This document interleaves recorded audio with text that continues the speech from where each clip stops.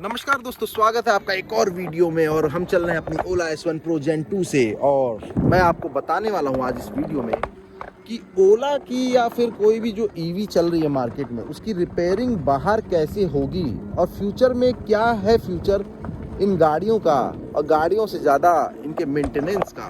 क्योंकि अगर service centre को छोड़ दिया जाए, उसके अलावा इन गाड़ियों का क्या मेंटेनेंस होगा इन फ्यूचर, तो मैं आपसे बात इस वीडियो में यही करने वाला हूँ। वीडियो को ध्यान से देखिए और पूरा देखिए। तो मैं बताता हूँ दोस्तों कि जैसा आपने देखा होगा, आज से 4-5 साल या हम कहें कि 10 साल पीछे जाए तो हम लोगों की जब मोबाइल की स्क्रीन टूटती थी ना, तो हम केवल उस स्क्रीन को चेंज करा सकते थे और कुछ नहीं कराते थे। मतलब आप देखो कि स्क्रीन चेंज होती थी, उसमें टच स्क्रीन अलग होता था और स्क्रीन अलग होती थी। मोबाइल मोटे होते थे, टच स्क्रीन अलग से चेंज होती थी और स्क्रीन अलग से चेंज होती थी। फिर आया एक दौर जिसमें टच स्क्रीन से चिपकी होती थी। अब आप सोचो कि मैं ओला की बात कर रहा हूँ, मोबाइल कहाँ से लेके बैठ गया, तो उसका रीज़न मैं आपको बताऊंगा इस वीडियो में।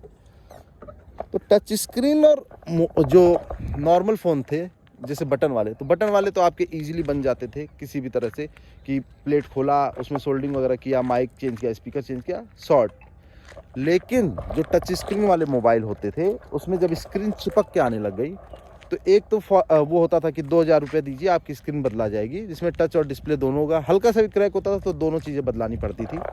फिर एक चीज़ आई कि सेपरेटर, मोबाइल सेपरेटर, जिसमें स्क्रीन का टच और डिस्प्ले दोनों को अलग कर दिया जाता था।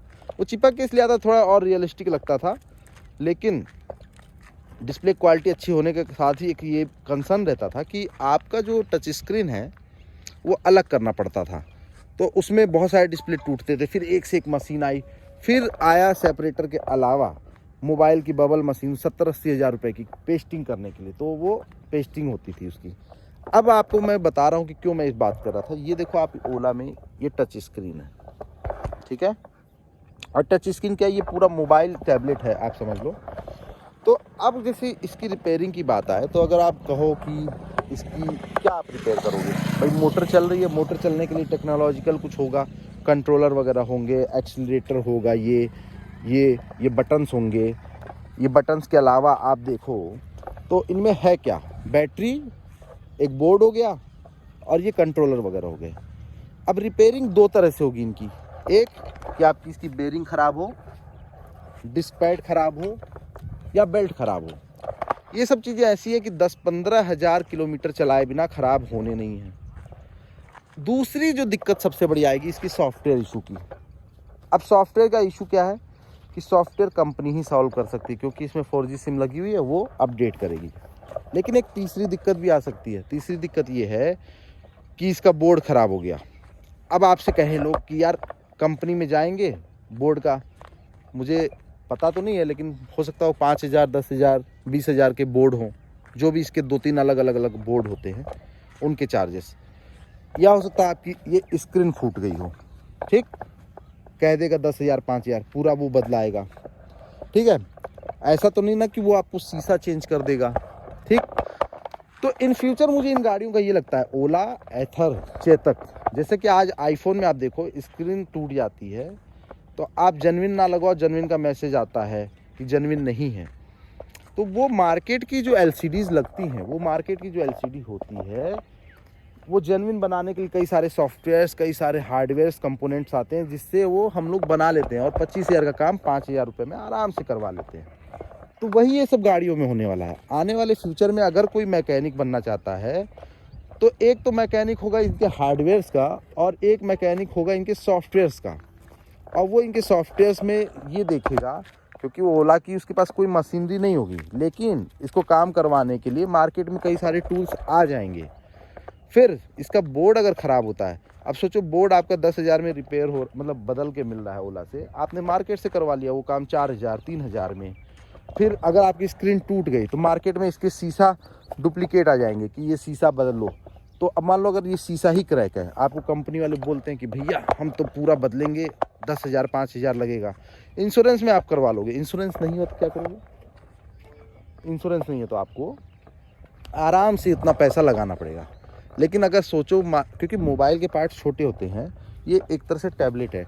अगर ये स्क्रीन मार्केट में आ गई कि केवल शीशा आ गया आपका 200-300 रुपये में, केवल हम कहते हैं 500 रुपये में आ गया, बदलने वाले ने 2000 रुपये कमा लिए 2500 रुपये में।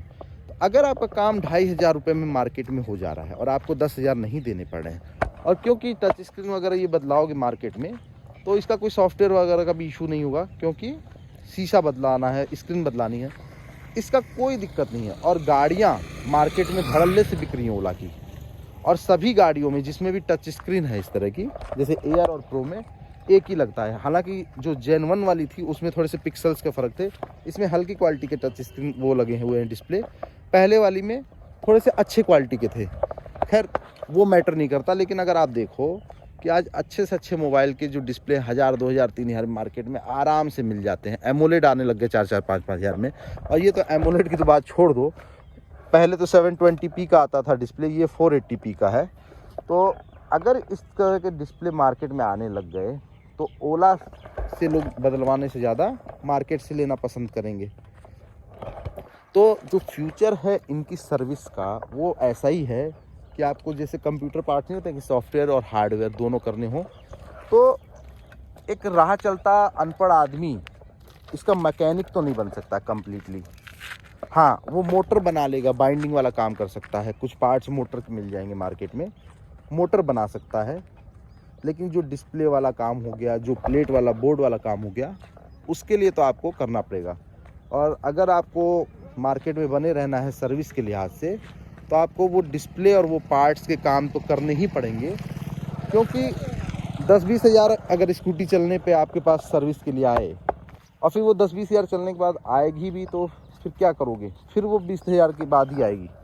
क्योंकि बाइक नहीं है कि कभी आपका क्लच प्लेट जल गई, कभी आपका क्लच वायर ख़राब हो गया, कभी कुछ हो गया, या फिर नॉर्मली स्कूटी में भी आप देखोगे कि मोबिल चेंज कराना है, क्योंकि इसमें कोई मोबिल उबिल वाला चक्कर ही नहीं है। तो ये एक इश्यूज़ वगैरह रहते हैं। क्या लग गया गंदा गंदा मेरी स्कूटी पे, पता नहीं। तो कुल मिला के बात ये है। तो उम्मीद करता हूँ आपको वीडियो पसंद आया होगा। और फिलहाल मैं आपको बता दूँ कुछ चीज़ें, जैसा कि आप देख सकते हो यहाँ पे ये है। अब ये जो चार्जिंग वाला एक यहाँ पे चार्जिंग का अगर आपको दिख रहा होगा मैंने कई बार कोशिश की इसमें चार्ज करने की। एक तो बहुत स्लो चार्जिंग है इसकी, बहुत स्लो। दूसरा क्या है कि जब आप गाड़ी लॉक रखे होगे तो ये काम नहीं करेगा। मतलब गाड़ी अगर ऑन है, लॉक खुला हुआ है, तभी ये काम करेगा, ठीक है।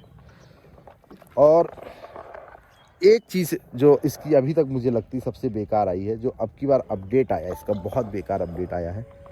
मतलब गाड़ी को जब भी मैं खड़ी कर रहा हूँ, जैसे अब ये देखो ये है, अब मैं इसको गाड़ी को देखो 0, अब ये स्टैंड पे लगी ये है।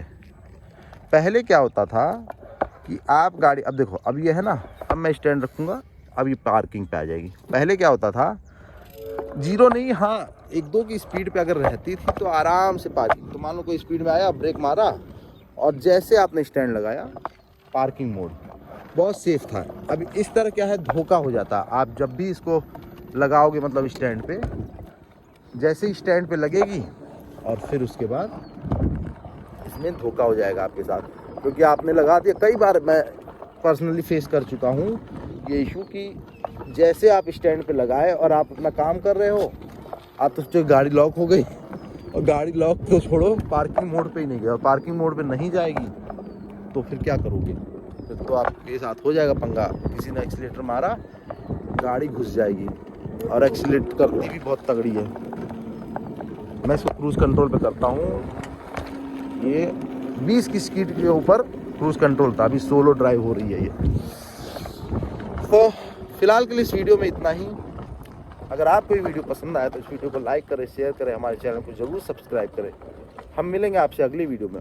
लेकिन अगर आपका कोई भी सवाल हो तो इस वीडियो में कमेंट करके आप हमें पूछ सकते हैं। डेफिनेटली हम उसका रिप्लाई आपको ज़रूर करेंगे। और ऐसी शांत जगह आने से इतना अच्छा लगता है, मतलब वीडियो बना लो बिना किसी रोक रुकावट के, आप आओ। हम तो कहते हैं बड़ा ट्राइपॉड लाके ये लोकेशन, मैं कल लोकेशन ढूंढ रहा था जहाँ पे कोई ना आ रहा, तो कुछ लोग आ रहे जा रहे थे, तो मैं बहुत मतलब अनकंफर्टेबल हो जाता हूँ, क्योंकि मुझे पब्लिक में वीडियो बनाने का कोई एक्सपीरियंस है नहीं। तो मैंने इस लोकेशन को देखा आज, लोकेशन बहुत ही अच्छी है भाई। तो चलो बिना किसी बात के अब वीडियो को बंद करते हैं, मिलते हैं आपसे अगले वीडियो में। धन्यवाद।